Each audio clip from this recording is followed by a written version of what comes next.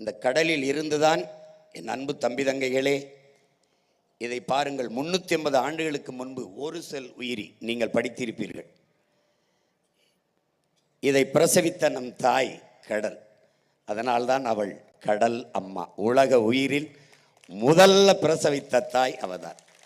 அவளுடைய கருப்பையில்தான் இந்த ஒரு செல் உயிரினம் உருவாகிறது. அதை பிரசவித்தவள் கடல். அதனால்தான் அவள் கடல் அம்மா. இதில் இருந்துதான் பல்வேறு படிநிலை மலர்ச்சி மாறி மாறி மாறி, அதை பரிணாமம் என்கிறார்கள், நாம் படிநிலை மலர்ச்சி என்கிறோம்.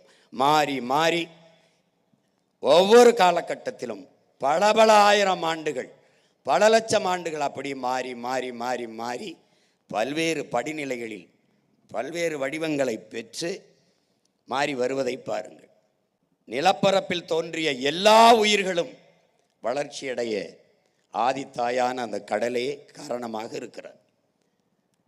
அதனாலேயே அவள் நம்முடைய கடல் அம்மா.